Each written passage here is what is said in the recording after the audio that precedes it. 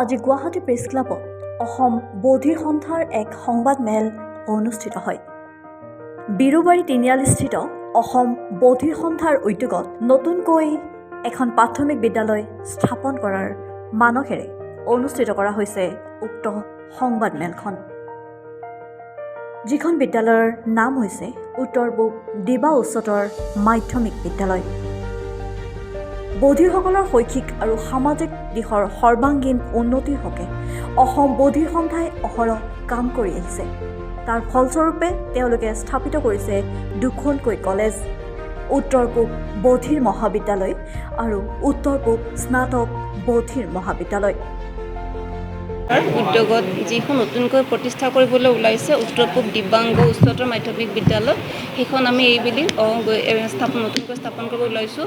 আৰু ইয়াতে আমাৰ সকলো শ্ৰেণীৰ দিব্যাংগসকলক নামভৰ্তিকৰণ কৰাম।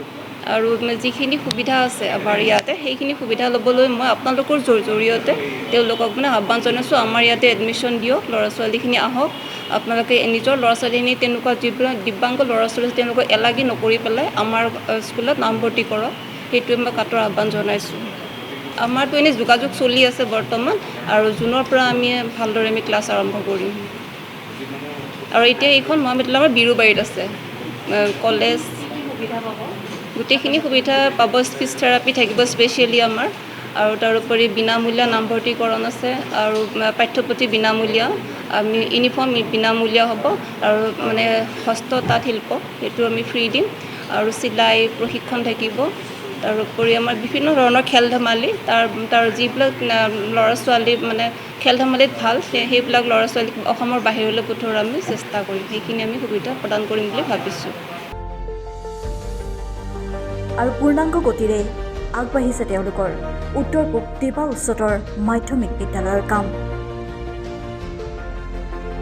এই উচ্চতৰ মাধ্যমিক বিদ্যালয়খনত থকা সা সুবিধাসমূহ হৈছে বিনামূলীয়া নামভৰ্তিকৰণ, ছাত্ৰ ছাত্ৰী নিবাস, ব্যৱহাৰিক কলা শিক্ষা, উদাহৰণস্বৰূপে art and craft, tailoring, computer, বোৱা কটা, তাঁতশাল, কুটিৰ শিল্পৰ লগতে সাংস্কৃতিক সা সুবিধাসমূহ, সাংকেতিক ভাষাৰ শিক্ষা, বিনামূলীয়া কিতাপ, ৰাজ্যিক আৰু আন্তঃৰাজ্যিক ক্ৰিয়াকলাপ, খেল ধেমালি, যোগ জ্ঞান, NCCৰ সুবিধাসমূহ উপলব্ধ থাকিব এই বিদ্যালয়খনত। ভিডিঅ' জাৰ্নেলিষ্ট নিন্ময় সৈতে Sumi Sharma report, news network.